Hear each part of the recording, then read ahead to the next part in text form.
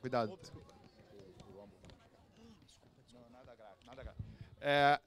Esse tema é importantíssimo, né, galera? Eu estava vendo ali, comentando com o Gustavo aqui da produção, sobre as opções que a gente faz, via pergunta também do jovem ali, sobre o trabalho, que está trabalhando com o pai, mas também quer fazer uma outra coisa que dê mais prazer.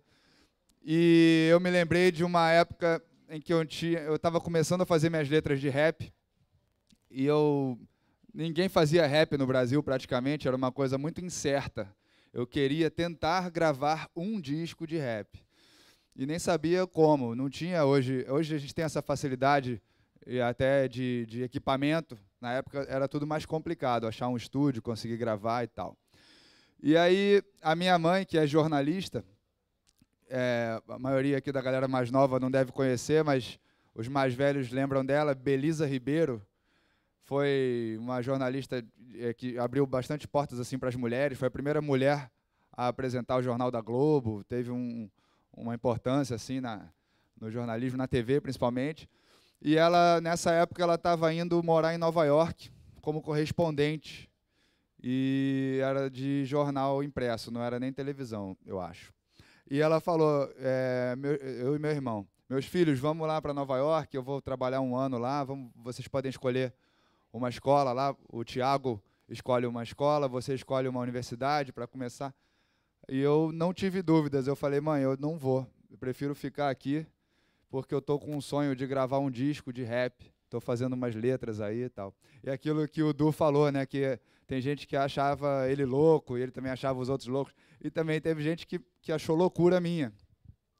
E eu falei, não, eu quero fazer isso, e também estava muito empolgado com a possibilidade já de entrar no curso de comunicação social, e eu queria fazer isso em português, que eu também gosto da língua inglesa e tal, mas eu queria desenvolver as minhas duas possibilidades em português. E acabei optando pelo que eu amo e deu certo, né? Então, assim, eu tinha dois caminhos, eu gostava também da ideia de virar jornalista, mas era meio que um lado de garantia e o foco maior no que eu amava mais, que era a música, e acabou dando certo. Eu não estou aqui para falar muito hoje, só comentando um pouquinho antes de convidar o nosso próximo palestrante, que já está preparado. Silvio Meira criou e coordenou o programa de doutorado em Ciência da Computação da Universidade Federal de Pernambuco. Foi membro do primeiro comitê gestor da Internet Brasil e presidente da Sociedade Brasileira da Computação. É engenheiro eletrônico pelo ITA, mestre em computação pela UFPE e PhD em computação pela Unikent, do Reino Unido. Atualmente é professor associado da Escola de Direito da Fundação Getúlio Vargas, no Rio. Silvio, por favor, bem-vindo. Silvio Meira. Beleza, garoto. Deixa o microfone que pega esse aqui. Já tem um aqui. Tá, vai lá. Boa noite já, todo mundo. Não, ainda é boa tarde.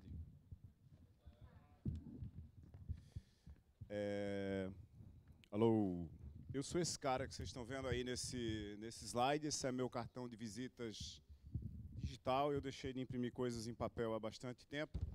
E hoje, por acaso, apesar de ser um engenheiro de computação, eu sou professor numa escola de Direito. Já que a gente está falando de profissões aqui, por que exatamente uma escola de Direito tem professores de computação? Porque uma das coisas que tem na Escola de Direito da Fundação Getúlio Vargas, no Rio de Janeiro, é programação para advogados. Programação de computadores, linguagem de programação e desenvolvimento de aplicações web para candidatos a advogados, para pessoas que estão fazendo o curso de Direito. Por quê? Porque cada vez mais, nos tempos em que a gente vive, você precisa entender grandes volumes de dados, fontes de informação, grandes sistemas de informação, dados abertos do setor público e no setor público sobre a iniciativa privada, para você participar de causas complexas e sofisticadas na sociedade de informação, que é onde a gente vive mais ou menos quase o tempo todo. Esse link aqui de baixo é o meu blog, Esse daqui é de uma rede de desenho de novos negócios que a gente está criando no Porto Digital. Esses lugares aqui são os lugares por onde eu passo. Eu também sou professor associado da Universidade de Harvard. Esse é meu e-mail e esse é meu Twitter. Apareçam lá. E esses slides estão nesse link aqui, se vocês quiserem pegar. 1.drf.ms, OneDrive da Microsoft, 1xyclb maiúsculo R. Captura com seu smartphone e a gente vai em frente. 5, 4, 3, 2, 1. Foi.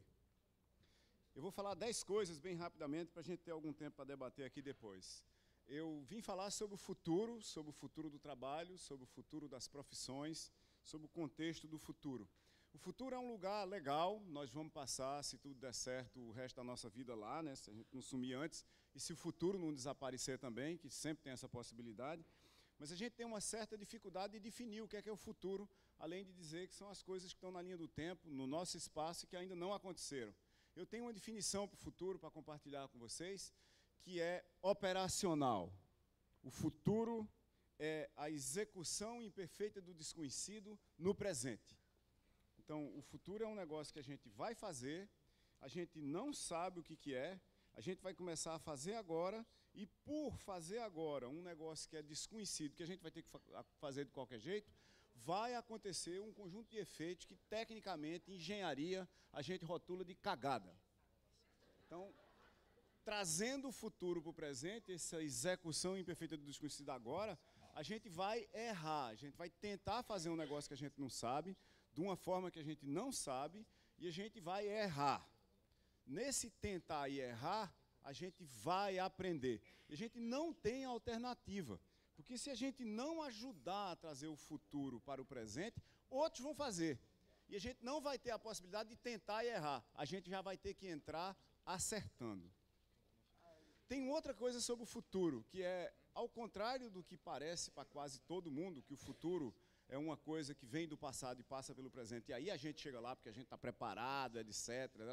Não é assim que acontece.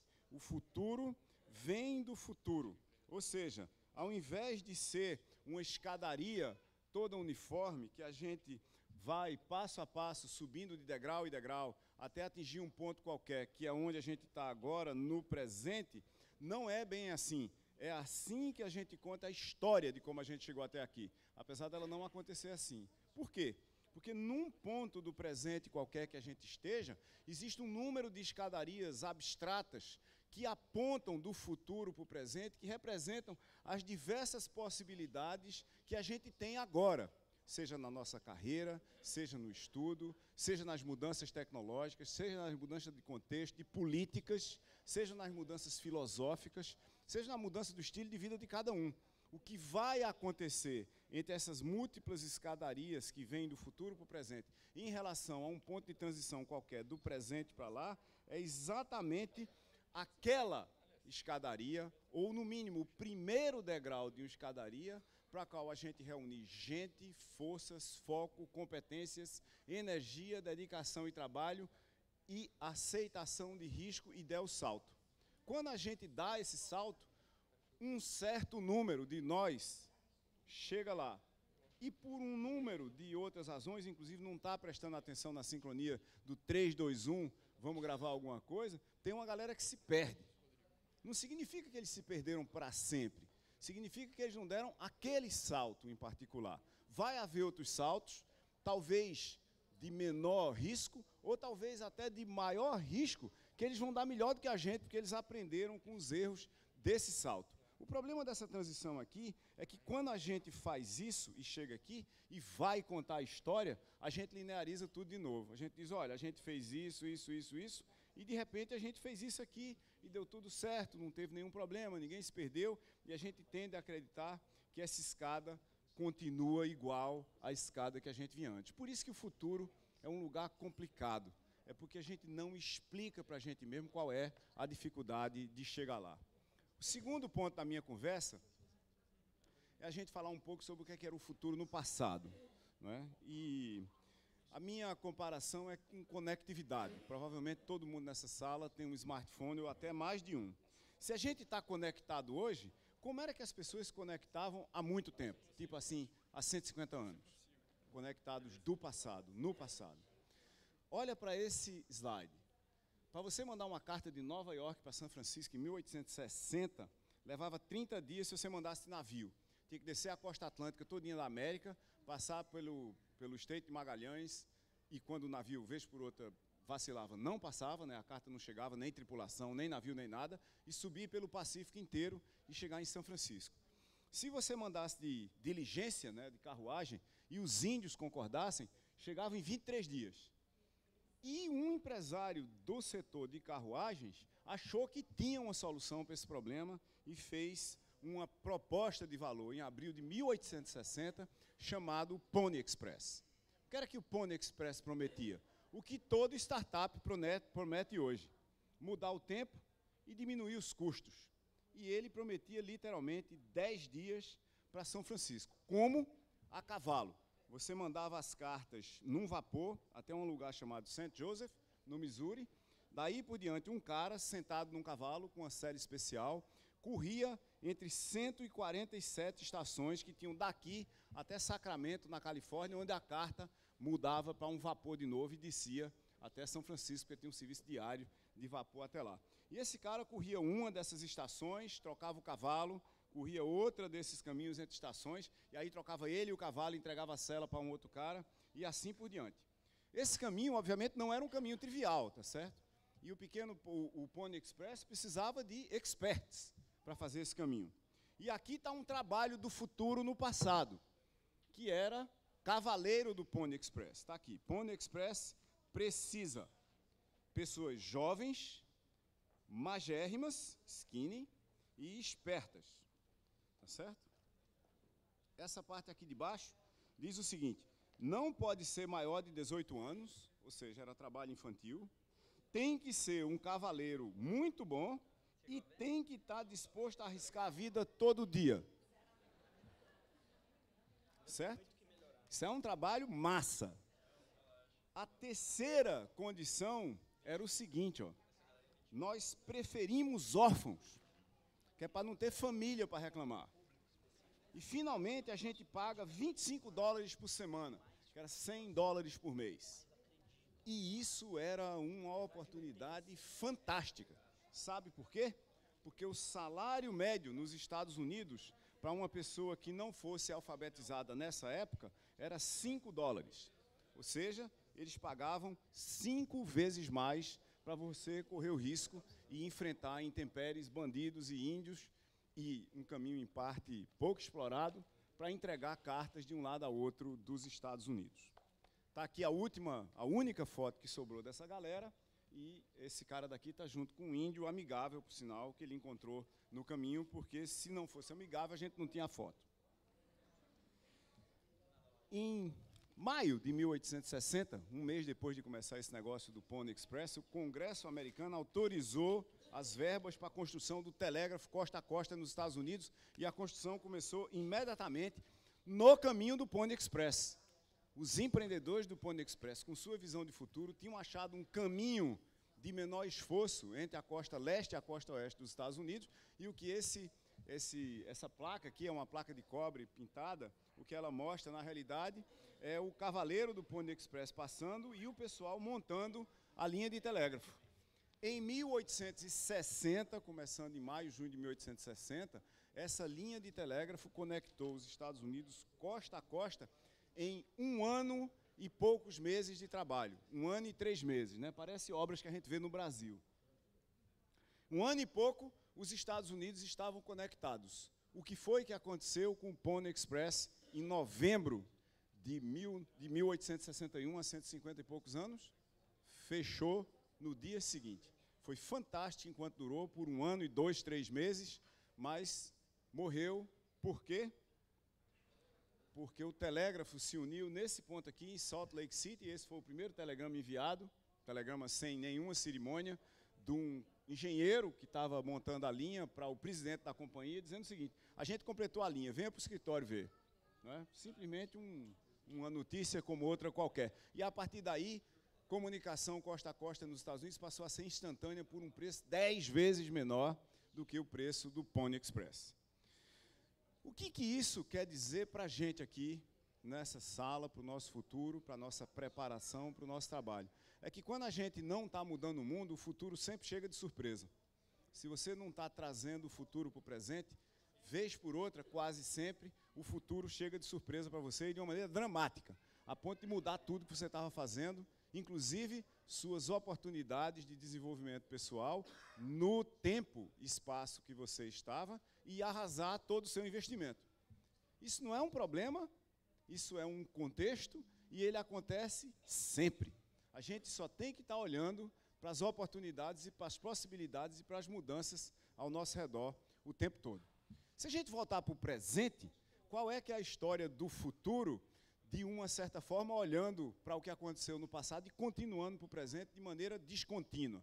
Se a gente olhar para as ondas de inovação que vem acontecendo há alguma coisa como 250 anos, mais ou menos, desde 1780, 1770 por ali, tem uma primeira onda de inovação radical que é a de mecanização, que pegou, por exemplo, e criou os teares não manuais, os teares movidos à força humana, mas automáticos. Eles tinham um programa automático do que tecer. Você tem uma segunda revolução de inovação radical, que é, obviamente, do vapor e das ferrovias.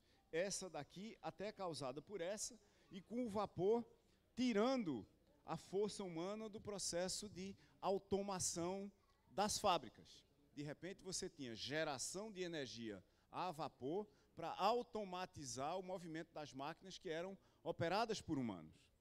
No começo do século passado, tem uma onda de inovação de eletricidade, que iluminou tudo, né, de repente, ou demorou décadas para iluminar tudo nos lugares onde a economia era muito mais desenvolvida e demorou séculos para iluminar outros lugares. E eu estou dizendo séculos porque a eletricidade na prática começa antes do ano 1900. E a gente ainda tem 1,5 bilhão de pessoas sem energia elétrica no planeta Terra, 1 bilhão delas na África, não é? Então ainda não chegou para todo mundo, de repente pode levar séculos, né? Começou no 19, no 21, ainda tem gente que não tem. E obviamente a revolução do motor à explosão.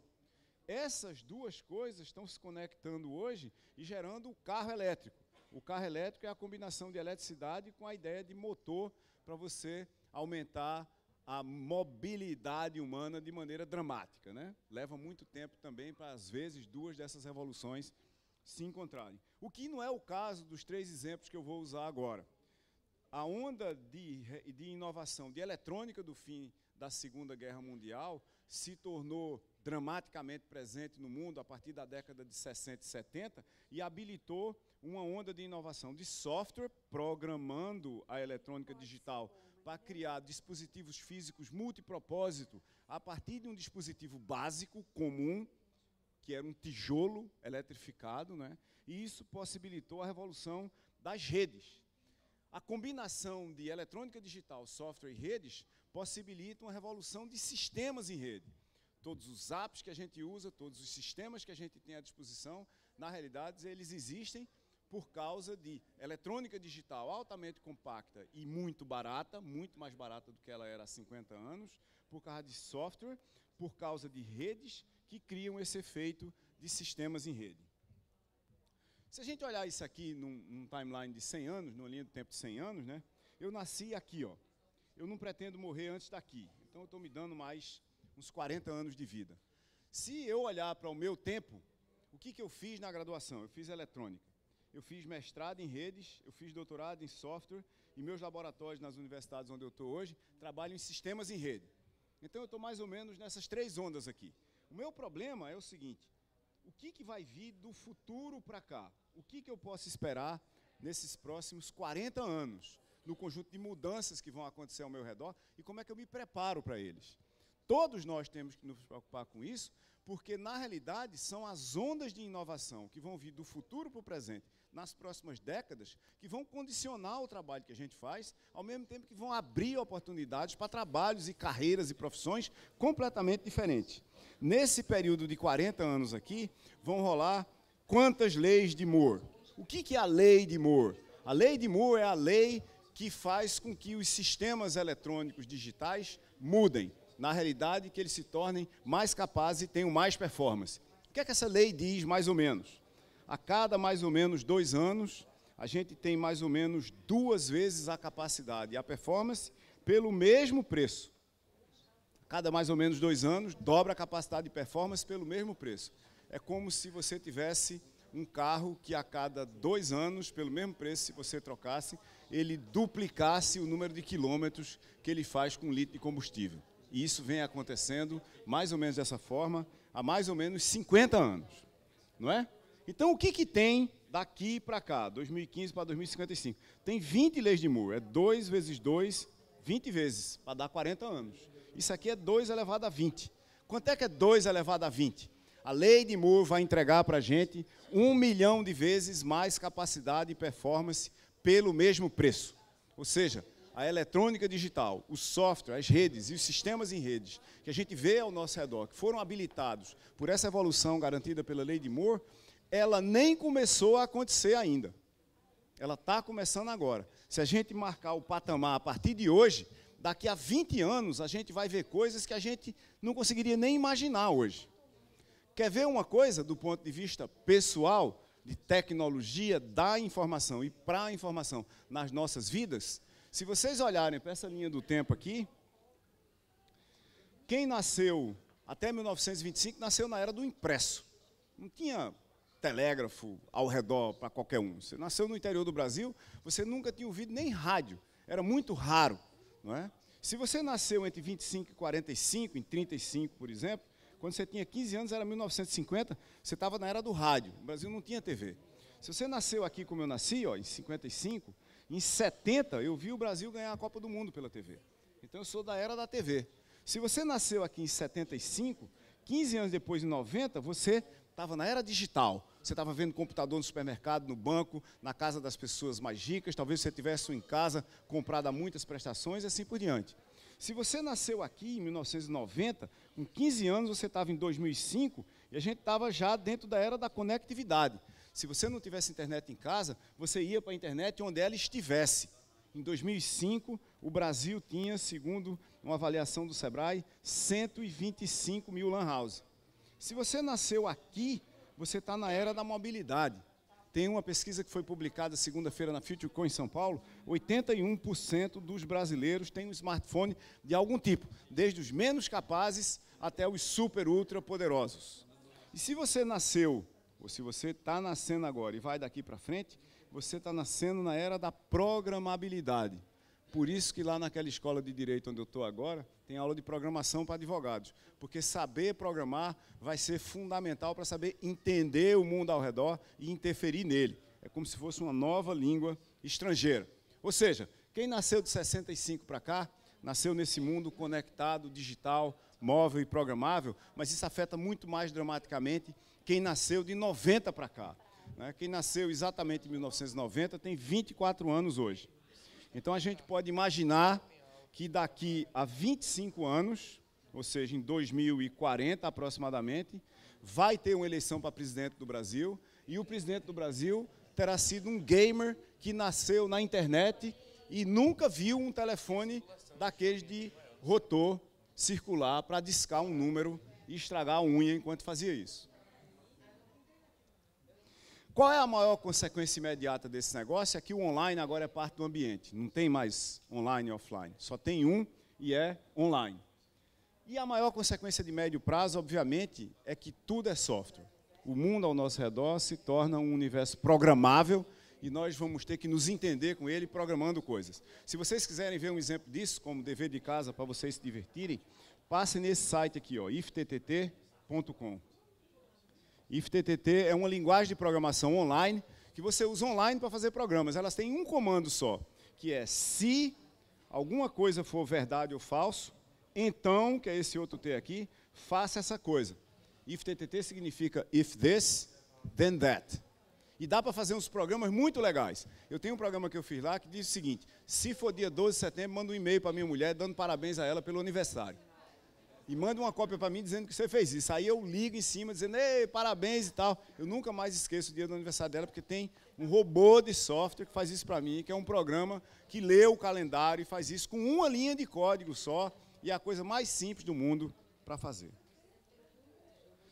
Tudo é software. Essa é a minha tese para o futuro. Software vai ser fundamental para gerar empregos, para mudar trabalho, para redefinir mercados, contextos e sociedades inteiras. E isso vai acontecer muito rápido. Quarto ponto da nossa conversa. Se vai acontecer muito rápido, qual é o mundo que a gente está vivendo? A gente já está vivendo no mundo digital. E que mundo digital é esse? Vamos olhar para uma história da informática para dar contexto para a gente entender. Eu uso, para falar de informática, a palavra informaticidade. Isso é a combinação de computação, a capacidade de processar a informação, depende diretamente da lei de Moore, comunicação, capacidade de transmitir informação entre dois pontos, também depende diretamente da lei de Moore, e a capacidade de controle, capacidade de atuar sobre dispositivos ao meu redor, que não depende necessariamente da lei de Moore, tem uma outra lei para isso, chamada lei divina. Na prática, se eu for falar da história recente dessas coisas, eu posso falar das gerações de informática usando referenciais que não são referenciais técnicos, são referenciais que a gente conhece no mundo ao nosso redor, né? O primeiro referencial que eu uso é o balcão, como esse aqui, ó. É um balcão de uma loja qualquer, e esse balcão dessa loja não tem computador, ela é uma loja nova, que foi feita para parecer velha, então você não vai achar nem um computador, nem uma maquininha de passar cartão de crédito, que também é um computador conectado nessa loja, não é?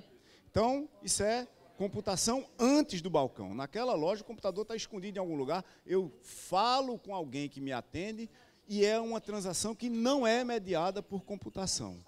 Se eu pensar em computador no balcão, é quando eu vou no supermercado, por exemplo. Eu vou no supermercado, tem uma pessoa aqui exercendo o papel de um robô que mostra para esse leitor laser aqui os códigos de barra dos produtos e depois me dá autorização para eu ver se o meu cartão de crédito está ok, se passou, não sei o que lá, e deixa eu sair do supermercado sem mandar a segurança me prender, porque eu estaria roubando os produtos, tá certo? Se eu for um pouco mais na frente, eu tenho a computação depois do balcão, como nesse outro supermercado aqui, e não é nos Estados Unidos ou na Suíça, é em Bangkok, na Tailândia, onde vocês estão vendo esse senhor aqui extremamente desconfiado dessa máquina daqui, porque ele tem que dar conta, se ele entrar nessa linha daí, que é uma linha que normalmente é uma linha de compras rápidas, né? Ele que tem que passar os produtos dele, ele que tem que botar o cartão de crédito dele no lugar, ele que tem que autorizar a transação, ele tem que fazer tudo. Isso é a computação depois do balcão, como é também, não por acaso, a loja do nosso amigo Edward Vintage, que é aquele balcão que a gente viu agora, na internet. A internet é a computação depois do balcão, assim como caixas automáticos também são computação depois do balcão. Fazem transações computacionais e de comunicação complexas para entregar alguma coisa para a gente, no caso de caixas automáticos, dinheiro. Então, se a gente botar o balcão como referencial, tem antes, no e depois do balcão como espaços ou como gerações de informática que, obviamente, convivem ao mesmo tempo. Uma não se acaba por causa da outra. Se eu botar vocês e eu como referencial, a primeira coisa que a gente podia pensar é computação com a gente, não é? Aqui está a festa do aniversário de independência de Singapura, que é um dos espetáculos de fogos de artifício mais famosos do mundo. E como vocês estão vendo aqui, ninguém foi ver os fogos de artifício. As pessoas foram mostrar os fogos de artifício para os seus smartphones. E depois, em casa, elas vão ver um espetáculo fantástico numa telinha de 5 polegadas. Aonde elas estavam ao vivo, mas elas não se lembram porque elas foram lá só para filmar, obviamente. Isso aqui é muito mais dramático, né? Isso aqui são os protestos de Occupy Central de Hong Kong, onde o símbolo do protesto é o flash do celular ligado. E por isso que está tão iluminado assim, obviamente, né? Outro exemplo de computação com você é o relógio do Dick Tracy, que na época que foi concebido pelo Chester Gould era tão inovador, mesmo em história em quadrinho, que ele botou um aviso aqui, ó.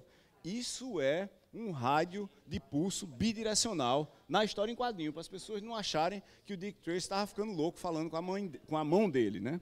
Então esse negócio assumiu vários outros formatos depois, mas o que interessa para a gente é esse formato aqui, que é esse que está aqui na minha mão, ó.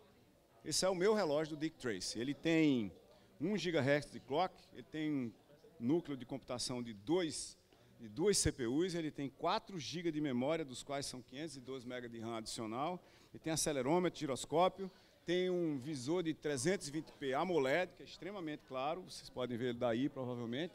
Ele tem uma câmera de 1 megapixel, que fotografa vocês e manda direto para o meu Facebook.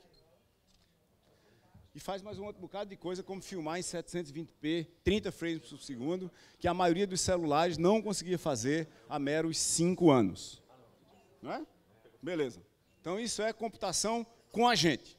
Esse daqui também vê meu batimento cardíaco enquanto eu estou falando, conta o número de passos, e de resto a gente pode botar aplicações dentro dele, porque tem um modelo dele que roda Android e eu simplesmente posso usá-lo como um telefone celular.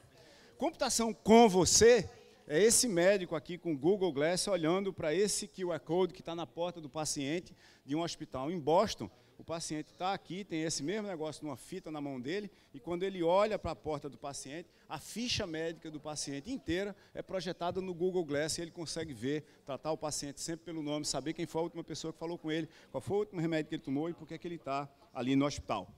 A mesma coisa é essa câmera desse policial que em Rialto diminuiu o número, diminuiu a incidência de uso de força pela polícia em 60%, simplesmente porque a pessoa que está na frente do policial acha que está sendo gravado, e diminuiu o número de reclamações das pessoas contra a polícia em 88%. Talvez não esteja nem sendo gravado em todos os casos, mas tem uma câmera que está com o policial e ele está dizendo, ele aborda as pessoas dizendo, nós estamos sendo gravados, você e eu. Se isso está sendo gravado mesmo naquela hora, se está sendo registrado, ninguém sabe, mas é melhor apostar que está. Muito bem. Qual é a segunda coisa? Computação em você. Como assim? Está aqui uma lente de contato de uma empresa suíça. Isso aqui é uma antena, essa coisa aqui ao redor. Isso aqui é um conjunto de sensores, processadores de informação e rádio que transmite informação do olho onde a lente está para um laptop ou um tablet do lado de fora e mostra quantas vezes aquela pessoa está piscando, mostra o batimento cardíaco percebido a partir do olho da pessoa e a variação de pressão. Essa pessoa que devia estar com a pressão mais ou menos nessa linha daqui de baixo, ela tem problemas de pressão alta. Aliás, para isso que essa lente é usada, para avisar o paciente que ele está com problema de pressão ocular e ele tem que botar o colírio dele, tem que fazer um tratamento imediatamente. É assim que ela aparece no olho de qualquer um. Então, se vocês virem uma pessoa assim, tiverem que se relacionar com ela, não é um cyborg, é uma pessoa com problema de glaucoma. Obviamente, em você também é uma espécie de um band-aid que tem a capacidade de medir sua temperatura, de ver a salinidade da sua pele e a umidade está sendo usada aqui por esse cara. E tem um uso muito mais radical, que está nesse exemplo daqui de baixo, que está colado na barriga dessa senhora grávida aqui e transmite para um tablet que está aqui do lado o batimento cardíaco do bebê que você está querendo acompanhar, no caso de ser uma gravidez de risco. Se está num tablet, pode ser transmitido pela internet para um sistema de informação, e aí, se acontecer alguma situação que implique numa intervenção ou num acompanhamento mais de perto, ela vai ser chamada a um hospital ou uma ambulância vai direto na casa dela para acompanhar o que é que está acontecendo aí. Ou seja, ao invés de eu dizer para a pessoa, venha ao hospital a cada 3 dias, eu simplesmente fico observando o que está acontecendo de longe pela internet. Literalmente, corações de bebê batendo em rede. Mais radical do que isso, será que tem? Que tal isso aqui? Ó? Isso aqui é um negócio chamado DBS, não dá para ver aqui que tem muita luz apontando de lá para cá, mas se a gente curto-circuitar aquelas luzes ali, vocês viram bem mais perto, isso é um implante cerebral, é computação dentro de você mesmo. Esse pedaço vermelho aqui é um computador que tem um conjunto de sensores e atuadores conectados a ele. Tem uma pessoa com Parkinson, o médico coloca os sensores no cérebro, os sensores capturam se o cérebro está dando a informação para a mão da pessoa começar a mover aquele movimento típico ondulatório de Parkinson, o computador captura esse movimento, manda os sistemas neuromusculares fazer o movimento contrário. Então, se o cérebro está mandando fazer assim, o computador manda fazer assim. E entre assim e assim, fica assim, parado no meio. Né? Parkinson não afeta o movimento fino da mão. Então, isso fica diretamente injetado dentro da sua cabeça desse jeito, isso vai ser cada vez mais comum, e é o tratamento, o único tratamento para determinadas incidências de Parkinson que não são tratadas com medicamento de jeito nenhum. Um detalhe adicional é que a pessoa que usa esse sistema tem um controle remoto e pode controlar a intensidade do feedback, da realimentação computacional, do controle computacional que ela está recebendo no momento. Certo? Então está aqui, computação com você e computação em você. Até aqui, a gente tem o balcão e você como referência, e o meu terceiro referencial são as coisas. Como é que são as coisas como referencial? Está aqui uma bolsa básica de qualquer garota, essa daqui é da minha mulher, né? Tem 30 e poucas coisas, que é o que ela considera essencial para ir para uma aula, por exemplo, não para a balada. Então a gente tem primeiro computação para as coisas. Aqui está um sistema de informação que virtualiza objetos. Então esse sistema de informação me diz onde é que um conjunto de coisas está agora e para onde é que elas têm que ir.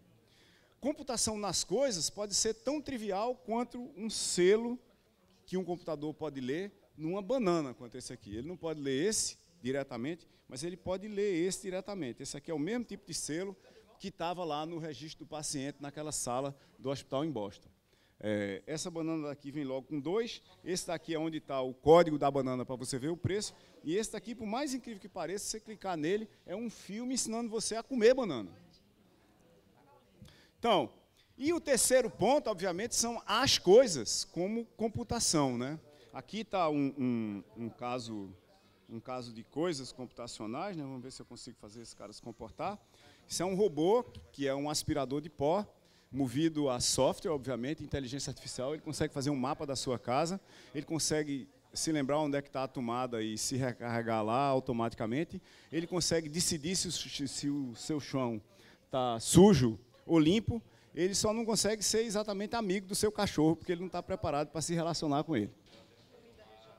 Então, para as coisas, nas coisas e as coisas. E esses são os cenários de história da computação que estão acontecendo ao nosso redor, tanto do que já aconteceu, como do que vai acontecer daqui para frente. De uma forma um pouquinho mais estruturada, informaticidade é uma combinação, como eu falei, de computação, de comunicação e de controle, com objetos que têm cada uma dessas 3 características. Aquele robô, por exemplo, que estava limpando o chão, tem exatamente as 3 e é uma instância do que a gente chama objetos inteligentes. Objetos que começam a exercer papéis ao nosso redor, para os quais foram programados e começam a ocupar funções que antigamente só podiam ser desempenhadas por seres humanos.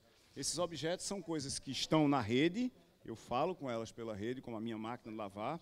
Eles são wireless normalmente, eles são múltiplos. Existe um número muito grande de cópias dele, mas eu posso identificar cada um. Eles obedecem a um princípio que eu posso perguntar onde é que eles estão, eles dizem onde é que estão, e eu posso obter uma cópia deles ou obter uma resposta deles. Eles são imperceptíveis a olho nu, porque estão embarcados dentro de algum negócio. A interface daquele aspirador de pó é um app no seu celular, não é? Eles têm interface exatamente invisível por causa disso.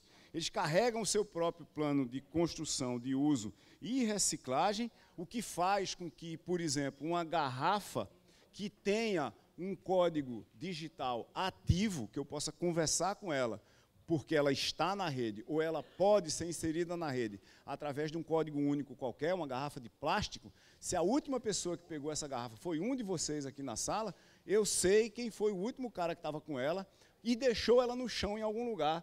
E você, porque ela guarda ou deposita o rastro histórico dela na rede, vai receber uma multa diretamente na sua conta bancária por ter jogado uma garrafa onde não devia ter jogado. É só isso aqui que vai acontecer? Não, tem coisa bem mais radical do que isso aqui. Uma das coisas bem mais radicais que está acontecendo nisso aqui é com esse tipo de robô. Esse robô se chama Baxter, ele custa $20.000, é um robô extremamente barato. Ele é um robô de linha de montagem de fábrica, treinado na linha de montagem de fábrica, e ele tem o que a gente chama de bom senso. Ou seja, ao invés de eu programar o robô, ele tem um programa geral, e eu treino o robô na linha de montagem. Eu acho que isso é mostrado mais ou menos nessa altura do vídeo. Está aqui o técnico treinando o robô para ele exercer um certo conjunto de papéis, que envolve o seguinte: se o branco passar, pega com o atuador correspondente ao braço esquerdo e põe na caixa onde tem coisas vermelhas. Se passar uma coisa quadrada ou se passar um copo azul, pega ele por dentro e põe na caixa que tem tal coisa. Esses robôs, eles exercem hoje, em linhas de produção, papéis que não são papéis de humanos. Não são papéis de humanos. Eles trabalham em lugares onde a posição de trabalho é muito quente, porque tem um forno muito perto. É muito perigoso, porque tem objetos que podem voar e cair e assim por diante. Mas, paulatinamente, eles começam a exercer papéis cada vez mais complexos nas linhas de montagem. Para a gente olhar um negócio que é feito aqui perto, o César fez um helicóptero autônomo, um helicóptero completamente autônomo com a chassi. e esse helicóptero ele substitui um helicóptero real, com piloto, copiloto e 2 tripulantes no processo de supervisão de linhas de alta tensão, que é o que a gente vai ver mais ou menos nessa altura do vídeo aqui. Ele não tem controle remoto, ele decola sozinho, voa sozinho, cumpre uma missão absolutamente sozinho e volta à Terra absolutamente sozinho, sem nenhuma interferência humana, a não ser a programação, o desenvolvimento do código que aceita o mapa do que é que ele vai fazer perto da linha de alta tensão. Isso aqui é o tipo de trabalho que você não quer que humanos vão fazer, porque, como vocês estão vendo, o helicóptero precisa chegar muito perto da linha de alta tensão para realizar o trabalho dele, né? Ele tem que ir para cima da linha, é muito arriscado voar perto de linha de alta tensão, por causa, obviamente, da alta tensão, né? São linhas de 500 mil volts, 700 mil volts em alguns casos, e em lugares onde, eventualmente, venta muito, onde você está sujeito a coisas extremamente complexas. Para terminar desses vídeos, esse daqui é o exemplo mais interessante desses todos, de coisas que são informatizadas, é o Argo Rewalk. Isso é um spin-off da Universidade de Berkeley. É uma coisa extremamente sofisticada e complexa que serve para o que vocês vão ver aqui agora nesse vídeo. Você tem um controle remoto que é um relógio parecido com o meu. Esse senhor é paraplégico, ele sofreu um acidente de carro e era paraplégico há muito tempo e com auxílio unicamente de muletas, essa senhora também. Ela tem um exoesqueleto, que é um robô que recebe informação sobre o que é que o corpo dela quer fazer, com sensores no corpo, e a partir daí ajuda a senhora, ou esse garoto, a andar sozinhos. O cara que é mais... o cara que tem uma melhor performance nisso aqui, ele consegue subir e descer escadas, que é esse cara daqui. Está no mercado, não é um teste, está no mercado, você pode comprar da Rewalk. Mas o que vai acontecer com a galera que nasceu depois de 1990, que é aquela turma que a gente estava falando aqui ainda agora, né? Quem nasceu depois de 1990 e vai viver até os 80 e poucos anos, que era a expectativa de vida do Brasil quando eles nasceram, vai enfrentar 64 anos de lei de Moore daqui para frente. Tem mais ou menos 20 anos hoje, vai viver mais ou menos até os 90, e vão enfrentar, vocês, 2 bilhões de vezes mais capacidade pelo mesmo preço. Ou então 2.000 vezes mais capacidade por 1/1000º do preço. Ou 2 milhões de vezes mais capacidade por 1/1000º do preço, né? O que isso significa? Tem um trabalho extremamente interessante que foi publicado há exatamente um ano por Frey e Osborne, chamado Futuro do Emprego.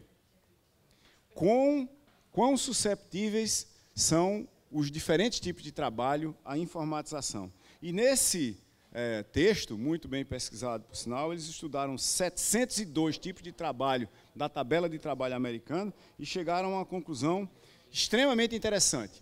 Por causa de inteligência artificial, na forma de aprendizado de máquina, por causa de grandes volumes de dados que codificam padrões de comportamento humanos, fazendo coisas que a gente começa a ter em quase qualquer canto. Isso é o efeito Big Data. E por causa de robótica móvel, que é o que a gente viu vários exemplos aqui, eles codificaram essas profissões, mostrando que alguma coisa como 47% de todos os empregos existentes hoje na economia americana tem um risco de 70% ou mais de serem totalmente informatizados, ou seja, seus trabalhadores totalmente substituídos por computador dentro dos próximos 25 anos. 47%, quase metade de todos os empregos, com um risco de 70% ou mais de serem substituídos por software nos próximos 25 anos. Quem tem 100% de probabilidade de desaparecer nesse estudo? Operador de call center. Já está começando a desaparecer, né? Já tem instâncias, muitas que a gente percebe aqui em Recife, ao nosso redor, né? Se você tiver um problema na internet da sua casa, ligar para 2 provedores com os quais eu tenho experiência, você liga, a voz que lhe atende já diz, olha, se você está ligando porque você está achando que tem um problema na internet da sua casa, tem mesmo, a gente já sabe, a gente tem uma equipe em campo e deve ser resolvido nas próximas 2 horas e 45 minutos. Você quer falar com alguém? Não, você não quer falar com ninguém. Para quê? Você quer dar uma esculhambação no atendente? Claro que não, né? Quem tem probabilidade de 0% de desaparecer? Cirurgião ou dentista? Não porque você não vai ter os robôs e os programas para obturar um dente, mas porque esse estudo é sociotécnico. Quem de vocês aqui na sala abriria a boca para um robô obturar o dente de vocês? Ninguém, certo? 60% de probabilidade de desaparecer nesses próximos 20, 25 anos é dado nesse estudo para operadores de câmera, de TV e cinema, que é um trabalho altamente especializado e que faz vídeos como esse aqui, ó. Esse é Francesca Di Rimini, filmado com o pessoal do Balé de São Francisco, que é um dos melhores balés do mundo no momento. Então tem toda uma filmagem aqui com a direção do Tarek Abdelgawad. Vamos avançar um pouquinho aqui. Está aí, ó. E o problema que a gente enfrenta é como é que uma coisa tão complexa e sofisticada quanto um balé vai ser filmado por um robô. Será que vai? O que vocês acham? Olha só. A câmera tem que acompanhar a expressão, ela tem que focar em cima do rosto da bailarina. A câmera tem que entender a coreografia. Quem filma balé é o operador de câmera que entende a coreografia do balé todinho, senão ele não vai pegar nada, ele aponta para um lado, o pessoal vai para o outro. Né? Beleza, o detalhe é que quem filmou esse balé foi um robô. Né? Esse balé foi totalmente filmado por um robô, uma câmera robótica montada em cima de uma máquina de pintura de linha de produção de fábrica de automóvel. Então vocês estão vendo ela aqui agora. Ballet Meets Robotics. Esse é o nome do making of desse negócio. Então como é que isso foi feito? O grupo de computação gráfica do Balé de São Francisco, combinado com a Universidade de São Francisco, instrumentou os bailarinos, montou, como vocês estão vendo lá atrás, um modelo 3D, né, 4 dimensões, XYZ mais o tempo, do movimento dos bailarinos. Vocês estão dançando num espaço cheio de câmeras para capturar todos os movimentos deles. E aí, essa modelagem foi feita, a partir dessa modelagem, foi feita uma outra coisa. Ó. Isso é os bailarinos, o modelo tridimensional dos bailarinos se movendo, com o modelo da câmera se movendo em cima dos bailarinos. E aí a câmera foi programada para seguir os bailarinos na ótica que o diretor queria. O detalhe que tem nessa história aqui é que é impossível filmar certos desses movimentos sem uma câmera. Por mais incrível que pareça, né? Porque aí os bailarinos sobem, ó, e a câmera vem de cima para baixo filmar exatamente o rosto dela. E quando o rosto desce, a câmera desce junto com ela. É impossível você fazer isso com um operador humano, por causa de um número de razões, inclusive o número de graus de liberdade da mão humana nesse processo. Isso é um problema para a gente aqui nessa sala? Um mega problema. Por quê? Porque isso vai afetar todos os campos da atividade humana e vai criar todo tipo de oportunidade. E isso afeta a gente, afeta cada um de nós. Afeta a mim, que sou professor.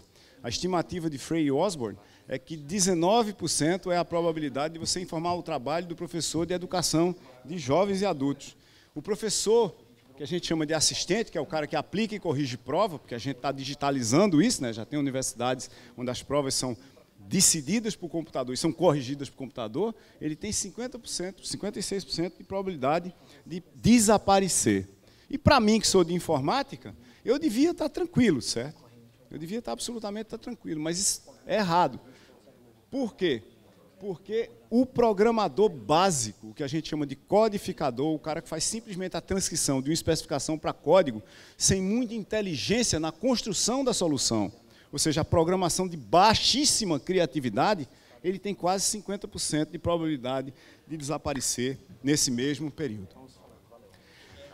Conclusão da gente aqui, por enquanto. Se seu trabalho não for criativo, no futuro próximo, você vai ser irrelevante muito em breve. Criativo em que escala? Tem um trabalho feito por professores da Universidade de Austin, nos Estados Unidos, onde eles mostram como software, como computador e grandes volumes de dados, usando informação disponível unicamente antes do processo, prevê, com uma taxa de acerto de 70%, que é muito maior do que o Instituto de Pesquisa Eleitoral que a gente tem no Brasil, o comportamento dos juízes da Suprema Corte dos Estados Unidos. E eles estão a caminho de fazer com que isso seja 90+% nos próximos 10, 20 anos, que é o tempo daquela previsão lá. Isso quer dizer o quê? Que a gente vai substituir juízes humanos por software para tomar decisão? Não, quer dizer uma outra coisa totalmente diferente.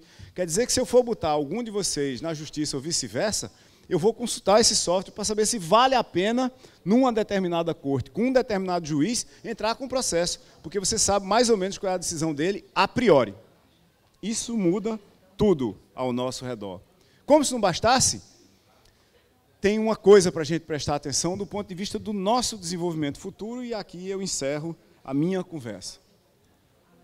Tem uma lei de Keynes, de 1933, que diz que a velocidade e intensidade de eliminação de trabalho causado por uma onda de inovação qualquer é sempre muito maior do que a velocidade e qualidade do processo de reeducação de capital humano provido pelas instâncias de governo, de educação e sociedade clássicas, para que você, que perdeu o seu trabalho por causa de uma onda de inovação, consiga aproveitar a próxima onda.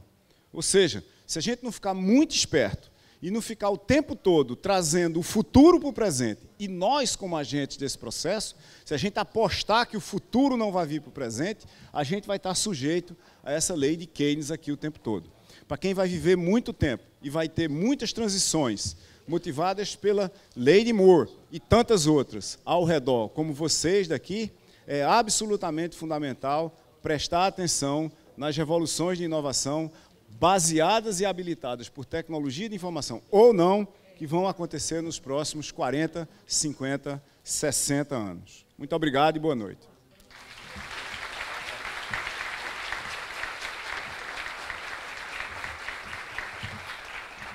Nós temos tempo para perguntas. Perguntas? Ali.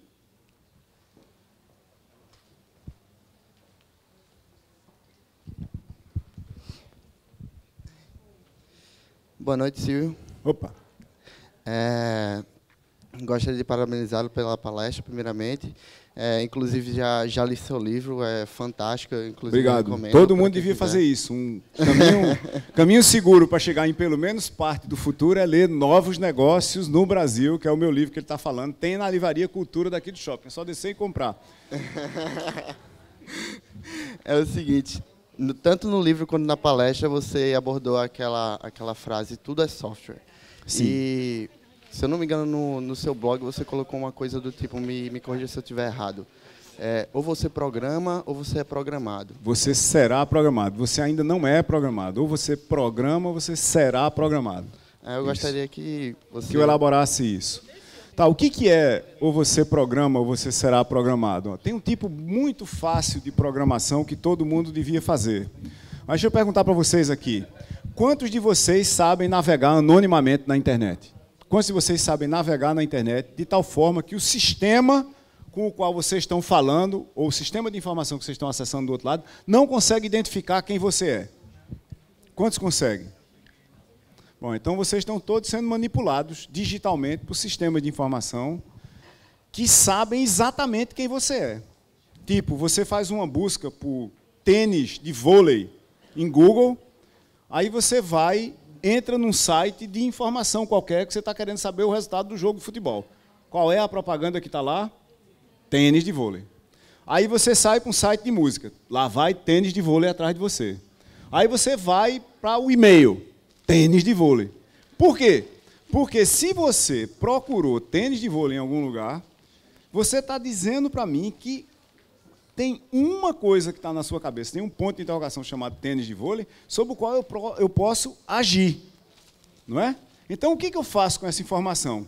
Eu uso essa informação para condicionar toda a sua navegação pela web. É capaz de eu mudar a ordem de notícias em determinados sites para dizer que tal time usa tais tênis de vôlei. Não é? É por isso que quem não programa vai ser programado. Exemplo mais radical. Vamos pegar essa história dos advogados que programam, lá o pessoal da Faculdade de Direito da Fundação Getúlio Vargas. Por que eles fazem curso de programação? Porque, por exemplo, você tem todas as decisões do Supremo Tribunal Federal, elas estão disponíveis online. Elas estão disponíveis online. Mas se você for olhar para esse negócio, se você for olhar na mão, você jamais vai tirar nenhuma informação de lá. Eu consigo tirar informação de lá escrevendo software que vai atrás, compara textos, porque não tem uma máquina de busca em cima dela, e tenta elucidar para mim como é que eu deveria conduzir um determinado processo para maximizar minha chance de um bom retorno sobre o meu investimento naquele processo. A mesma coisa vale para a engenharia. Por exemplo, quando eu me formei em engenharia, os escritórios de cálculo de prédios daqui de Recife, eles tinham dezenas de engenheiros, que a gente chamava de engenheiro calculista, que passavam o dia todinho com máquinas de calcular e réguas de cálculo, assim por diante, na década de 70, literalmente calculando aquela coluna, as vigas que estão aqui em cima, o peso dessa placa e assim por diante. Não é mais assim. Você pegou o trabalho desse pessoal, que era metódico, sistemático e constantemente realizado com um determinado conjunto de padrões de segurança, margens de segurança, você transformou isso em software. Hoje, quem é engenheiro calculista é quem escreve o software que faz o cálculo. Os que não aprenderam a fazer cálculo, eles fazem cálculo de coisinha pequena que não vale a pena. Os que não aprenderam a programar, desculpe, eles fazem cálculo de coisa que não vale a pena você botar dentro de um programa. Quem ganha dinheiro mesmo no negócio de cálculo é o cara que faz o software que você usa para calcular. Essa transição é mais ou menos como se você tivesse programação como uma língua estrangeira. Eu tivesse que aprender esse negócio. Vez por outra, os meus alunos chegam para mim na universidade e dizem, professor, se eu tivesse tempo, o que era que eu faria?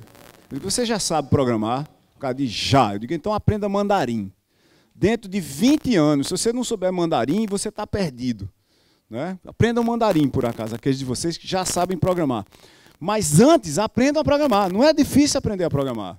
Aprender programação é uma espécie de um português abstrato. Né? Se você já viu uma poesia concreta em algum lugar, você sabe programar. Se você entendeu alguma poesia concreta na sua vida, ou entendeu pelo menos a razão da existência dela, você sabe programar naturalmente. Vai lá, todo mundo consegue programar. Não é um bicho de 7 cabeças, você pelo menos programar para entender como é que se programa.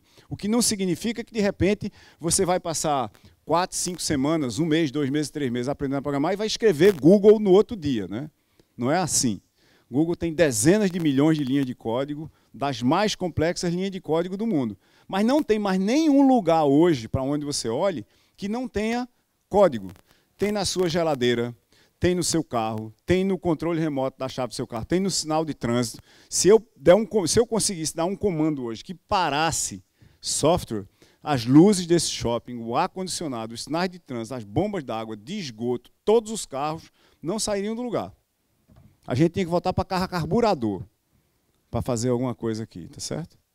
Para você ter uma outra ideia ainda mais radical, um avião da década de 60, ele tinha 5% da funcionalidade dele entregue por software. Ou seja, 5%, 5 em cada 100 funções do avião, software se envolvia de alguma forma. Sabe qual é o número hoje? 95%. Um dia desse eu fui pegar um avião aqui no aeroporto, ele saiu, foi para a cabeceira da pista, marcou carreira e o motor apagou. A gente foi rebocado de volta para o gate, para o finger. Um bocado de medroso já desistiu do voo. Aí os cabos disseram que tinha consertado, a gente esperou uma meia hora, ele fez a mesma coisa de novo. Aí ele foi, apagou de novo, foi rebocado de novo. Eu precisava muito resolver um problema em São Paulo, fiquei esperando. Aí entrou um menino que tinha acabado de vir da balada, né? Isso era 7 horas da manhã, cabelo engomado para cima assim. Aí ele entrou na cabine. Eu não tenho medo de voar não, mas eu tenho medo de morrer. Então eu já estava lá na frente, esperando para sair. Quando ele entrou, e ele entrou assim, com deixa que eu resolvo, eu fiquei lá esperando. Aí ele passou uns 15 minutos na cabine com a porta fechada, daqui a pouco ele saiu e disse, agora vai. Aí eu olhei para ele assim, disse, me diz uma coisa, tu acha que agora vai por quê? Ele disse, não, porque eu dei um reboot no avião. Ele deu um reboot no avião todinho. Aí eu sentei, teve mais uns 15 caras que vazaram. Eu sentei, vamos ver se vai. E foi. Ele deu um reboot no avião. O software estava fora de sincronia. Então não tem mais por onde você escapar. Principalmente se você vai passar os 40, 50, 60 anos da vida daqui para frente trabalhando. Pô. É a mesma coisa que você dizer, teve um tempo atrás, eu conheci muita gente que era taquígrafo. Vocês já ouviram falar de taquígrafo? Taquigrafia é uma linguagem compacta que você usava para tomar notas quando o gravador era muito caro. Aí teve gravador, certo? Aí depois teve reconhecimento automático de voz combinado com sintetizador de discurso. Pega a sua voz, extrai e faz o resumo direto. Sabe o que é que tem hoje? Quando você vê a maioria dos relatórios, a maioria das notícias, que são a história de um jogo de basquete nos Estados Unidos, ou a história de um jogo de futebol, a notícia que não é opinião. O time estava mal, não sei o que lá, o posicionamento do jogador estava não sei o que, o cara chutou a gol, fez não sei o que, o goleiro defendeu para lá, isso é escrito por software. Você entrega os dados do jogo, e um software escreve a reportagem. Reportagens comuns do tipo vai chover, não sei o quê. Em países como os Estados Unidos, isso em língua inglesa já chegou, português é a 6ª língua mais falada do mundo e vai chegar aqui rapidamente também, porque vai chegar bem antes de Tagalog, antes de outras línguas bem menos faladas. Você vai ter coisas que a gente acha extremamente sofisticadas hoje, como você fazer um relatório sobre a previsão do tempo e apresentar na televisão. Você não precisa ser humano para fazer isso, não. Esse trabalho é totalmente repetitivo. Coloquem-se como a pessoa da previsão do tempo. Em tal canto é 31 graus, não sei o que, tem uma frente fria entrando, vai bater com não sei o que, com popopó. Se eu fizesse um trabalho daquele, eu me suicidava de tédio. Isso vai ser feito por software. Mais alguém? Lá. Bem alto que eu sou surdo, hein? Mal consigo ouvir a mim mesmo. Aí. Boa noite. Diante de tantas inovações que têm acontecido na questão da informática que contribuem para as relações humanas, será que as relações humanas não serão substituídas de forma tão artificial como as questões dos softwares na área da informática que têm nos contribuído? Isso é uma excelente pergunta, porque envolve o comportamento humano, né? A simples preocupação, a simples explicitação da preocupação. Será que as relações humanas sofrerão interferência de grande ordem de magnitude da informática?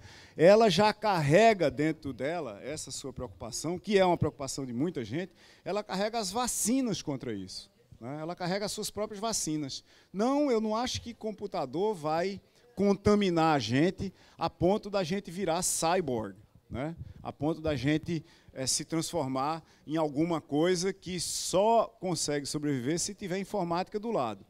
E eu digo isso apesar daquele pessoal lá da fotografia do aniversário de Singapura, né? E como você vê em todo canto, as pessoas vão para as festas, você vê todo mundo filmando. Ainda é porque a pessoa quer ter aquela festa para ela. Mas à medida que você transformar câmeras em coisas ubíquas, quando elas estiverem em todo canto, fazendo tudo o tempo todo, e as câmeras do próprio evento, uma das coisas que você vai poder ter para qualquer evento, por causa da disponibilidade, de câmeras em todo canto, 2, de armazenamento muito mais barato que você tem hoje, de centenas de megabits por segundo de conectividade na sua casa, é o seguinte: quando você comprar ingresso para um show, você vai ficar por vários anos com o ingresso para ver aquele show online também. Todos os shows vão online e o seu ingresso para você ir para aquele show presencialmente vai ser um ingresso para você ver aquele show e a sua participação dele tantas vezes quanto você quiser. E aí você vai começar a ir para o show para prestar atenção no show. Porque tecnologia boa é a tecnologia que ela está em todo canto, mas a gente não precisa estar fazendo nada com ela. Ela age naturalmente. É o que a Cora Ronay chama de tecnologias calmas. As tecnologias que estão ao nosso redor, que o ambiente tecnológico é de imersão total, mas que parece com eletricidade, entendeu? A gente tem eletricidade aqui nessa sala, de uma maneira mais ou menos constante, tanto que quando não tem notícia na televisão, no rádio, jornal, na internet, que teve um apagão, não é? E isso é extremamente complexo de botar aqui. Mas a gente não precisa se preocupar. A gente aperta um botão na parede e, para todos os efeitos, é como se a parede gerasse eletricidade e iluminasse o lugar. Não é assim que acontece. Isso é muito complicado para fazer. Agora, a complicação e a complexidade de fazer isso ficaram escondidas por trás da parede, num sistema que está aí há mais de 100 anos, que transformou isso em norma, não é? Então, na realidade, você não vai precisar entender uma interface extremamente complexa de um negócio para fazer não sei o quê. Seja o que for, ligar seu carro, abrir a porta da sua casa, assim por diante. Você chega perto da porta da sua casa, a sua casa identifica que você é você por algum conjunto de dispositivos, combinação de câmera, com cheiro, com presença, com altura, com tamanho, seja lá o que for, e abre a casa para você. Fim. E você não tem que apertar nenhum botão. Isso é que é tecnologia legal. Veja que a gente tem partes dessa coisa acontecendo agora, né? Se você tiver com a chave do carro no bolso, para um número muito grande de carros já, Quando você chega perto do carro, ele abre a porta. Tá certo? Se você tiver determinado tipo de carro, a informática dentro do carro, se ela perceber que é você que está entrando, ela põe o banco no lugar, que é ideal para você, que você programou antes, e põe a direção no lugar. Liga o carro sozinho, só falta perguntar para onde você quer ir, que é o carro sem motorista, né? Que é o carro ideal, porque você pode beber na direção. Você senta no lugar do motorista, ele nem tem direção, é o carro de Google, e você simplesmente diz, me leva para casa. E ele sabe onde é casa. Por quê? Casa é o lugar onde você dorme, está marcado lá, já tem o Waze isso, né? O Waze tem casa, mas eu tenho que tocar lá, e ele me leva para casa. Transforme isso numa plataforma de software que vai estar num carro, e é mesmo informática, de relacionamento e tudo, você entra no carro e diz, eu quero ir para casa. Certo? O que isso vai substituir? Motoristas de táxis e de ônibus. Quem aqui tem vocação para motorista de táxi? E motorista de ônibus? O cara que passa o dia todinho com o negócio fazendo pem, pem. De novo, todas as coisas que têm possibilidade da gente substituir por informática, e não é coisa da gente carregar com a gente, não. Você está falando, em particular, de informática comigo, né? Esse relógio, o meu smartphone, o meu tablet, e assim por diante. Nós estamos falando de tudo ao nosso redor que não tenha muita coisa criativa para fazer, como não tem, por exemplo, você dirigir um ônibus, é um negócio absolutamente trivial do ponto de vista humano. Na hora que a gente souber como fazer isso competentemente, o ônibus não vai ter motorista. Tão simples quanto isso. Isso vai mudar a vida da gente para melhor ou para pior. Depende da qualidade do ônibus. Se for ruim o software que está lá, se for muito pior do que o motorista, vai ser uma catástrofe. Se for melhor do que o motorista pode fazer, vai ser melhor para a gente e muito melhor para o motorista, que não vai ter que fazer aquele trabalho repetitivo o tempo todo. Beleza? Então foi. Obrigado. Até a próxima. Obrigado, Silvio.